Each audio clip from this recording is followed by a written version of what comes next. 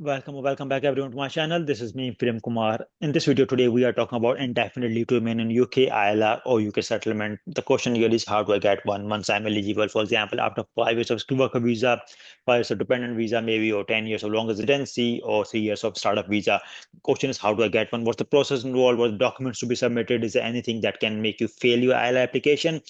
So basically, in this video, I'm covering each and everything. I got my ILR last year within 2 days. It's quite easy process. You have to submit a few documents, do an appointment, do a test, etc., etc.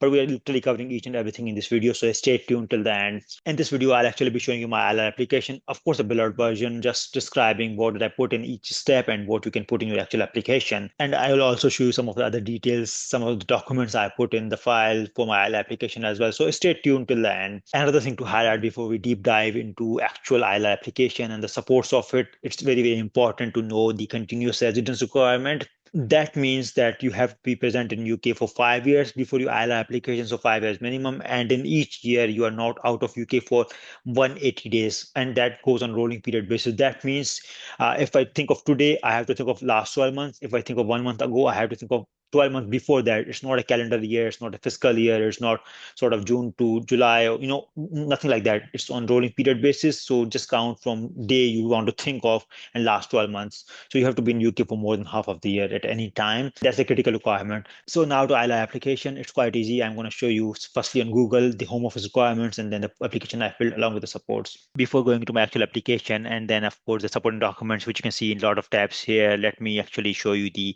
home office requirements first and then we will deep dive into my own application. So to start, just go on Google. You have to write skilled worker ILR application. You will get this Government of UK website here. Just click on this one. So we landed on Government of UK webpage. There are a lot of things written here as well, like eligibility, time in the UK, salary requirements, a lot more. You can read each and everything because to highlight a few things that are really important here. Number one is your continuous residence in UK for 5 years. You have to make sure you're in UK for 5 years at least, and 180-day requirement that I mentioned earlier is important here. And then about a salary, you have to earn at least £30,700 per year to be eligible to apply for ILR. And the third thing is you will be continue to be needed for your job and meet the requirements once you get the ILR. Basically, your employer still wants you and they won't discharge you from the employment after ILR. So these are the few requirements that you have to mandatory fill and then you can move on to your application. So there is the process in place as how to apply, when to apply, and each and everything along with the fees. The fees is £2,885. And for your ILR application, you don't have to pay NI surcharge, which is what we usually pay for skilled worker visa. And then if you pay £500 more, you can get a decision in 5 working days. And I got mine in 2 days after paying £500 extra. So this is briefly eligibility requirements. Now going on my own application. So this is the application I filled and got my ILR successfully in 2 days. So I'm going to show you each and everything here, what I put in each of these sections and what you can put there. So applicant name, of course, my own name, Mr. Prem Kumar, and then unique application reference number. It's generated by the system itself. You have to give your passport number, which is your non-UK passport, where you come from in UK, and then country of nationality, wherever you're born, wherever you are national of, and then date of application. This is generated from system itself. The next one is type of visa application is basically automatically generated as well. And then you talk about service option. Is it priority, non-priority? I did my priority fees. I paid extra 500 and the total fee I paid was £3,385, but general fee is £2,885. Payment reference, and then registration email and contact email. Basically, my email details for registration to home office, and then the contact email if you want to reach out to me to ask any question. Down there, you have to put more personal details. For example, email address, you have to put the same as above. Who does this email belong to? Of course, me. Select a category in which you're applying for indefinitely to remain. Then you have to select skilled worker tier 2 or international sports person, and then migrant category, it will be skilled worker. So you will find categories of skilled worker here. Are you currently in UK? Yes, I'm currently in UK. You have to say yes. And in this one, do you currently have an application with Home Office or waiting a decision? Say no. And then it talks about immigration advisor, because some people really want to involve immigration advisors. They pay money to advisors to be part of that. I would just say no.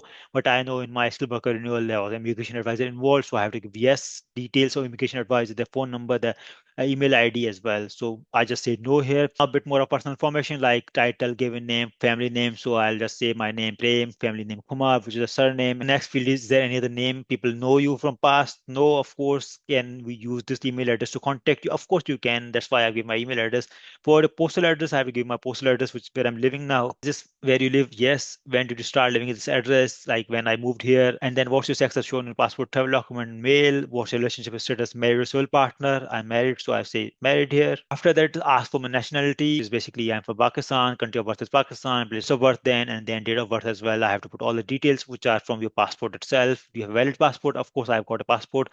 Write a passport number, where it's issued from, in my case, Pakistan, issue date, expiry date. Just take all the details from your passport and confirm you can provide the document. Yes, I can provide my passport if needed. And the last field here is, do you have a valid national identity card? Yes, I do have my valid national identity card from Pakistan. After that, you have to provide national identity card number from your overseas country. So I put mine, issuing authority, of course, Pakistan, expiry and issue date. Yes, there are dates.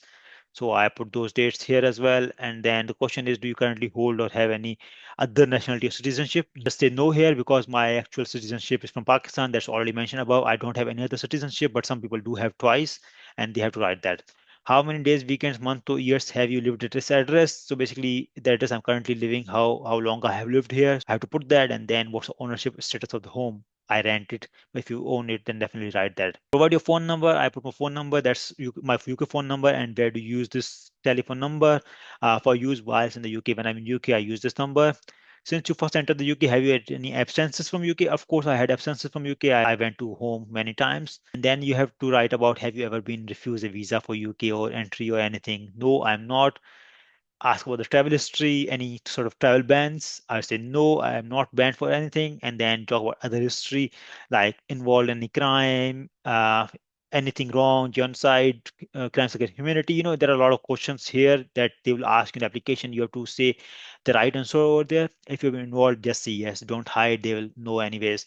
So I'll just say no because none of this happened. When did I move to UK? Remember the date when you moved to UK should be on a passport. So I remember mine. I moved in July. In this question, it's asked me what evidence will you provide to support the reason for all absences. Of course, I had only my personal annual leaves, no work-related absences. So I just wrote, I got letter from Deloitte, which is my employer, reflecting my annual leaves, and I spent them overseas. And then there are no other work-related absences. So I got a letter from my employer, and you have to get one as well. This one is about crown dependencies, like, have you spent the time over there? No, I am based in London. So I said no here. Now you have to provide all the details of your travel, really. So it asked me which countries did you visit or travel through when absent from UK. So I visited mostly Pakistan, which is my home. I visited some other countries like UAE as well in between. So I have to write each and everything. I actually created a tracker in Excel reflecting my travel history. So it's much easier to track how many days I have been out of UK and where. Here in these four lines, and down there I'll be giving details of where did I move, and I go from UK, when I come back, and why I moved overseas.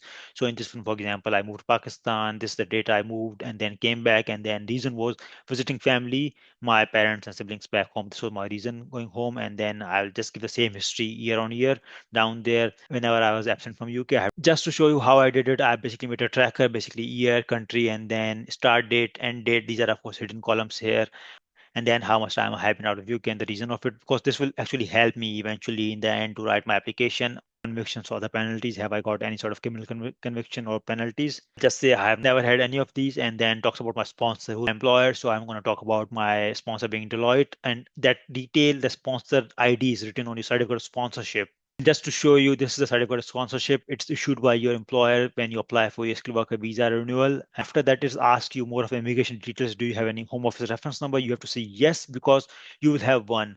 And the reason I'm saying is the one reference number you'll get from your last skilled worker renewal. So if you search your email ID with Home Office Atlas, you will find a reference number with your last skilled worker visa decision, and you have to use that number so that Home Office is easily able to track you. Have you previously lived in a country outside the UK, including your country of birth? Yes, I lived in a country outside the UK. I'm from outside the UK, and then country you live in Pakistan. Dates I lived in, date you lived there, and then you lived there. You have to write reason there. This is my home country. I lived there until from my birth until I moved to UK. I keep traveling in between as well, so you have to write that. It's a home country. But if you lived in any other country which is not your home country, maybe for a few years, you've tried that. Maybe you went for a job over there and you lived over there.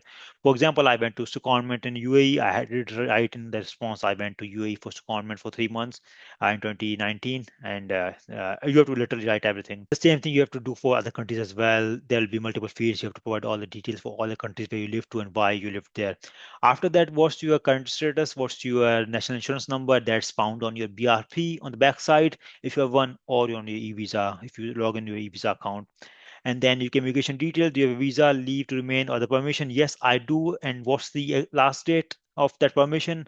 For me, it was much before my ILR application. So I put the date from my home office email, last email on skilled worker renewal. BIP details, put all the BIP details now. It will be replaced by e-visa. So this is my historical application before e-visa was started. So you to give the reference of your e-visa. And then talks about knowledge and life in the UK. Have you passed life in the UK test? Yes, I did pass. And then enter your life in the UK test reference number. So you have to give the reference number quite clearly and just don't make a mess here. Don't mistake. So this is the email I received from Life in the UK providers. Once I pass my test, it basically has my name, where I took the test, what date, and my reference ID, which is down here. And I have to put the reference ID basically in my ILA application. Just to highlight, I did make a video on how to pass Life in the UK test, so you can go and watch on my channel. After that, you have to talk about a few more things like SOC code. This is basically written on your certificate of sponsorship. If you have a look, mine was accountant, which is 2421, and you have to find yours. And then you have to find your current rate of pay. It's usually on the letter that your employer will give you for your ILA application. So make sure the amounts match in what your employer says and what you write here. And then how many hours you work. I work 35 hours every week. And then are you maternity, paternity, shared parental adoption leave? No, I'm not. If you are, you have to say yes.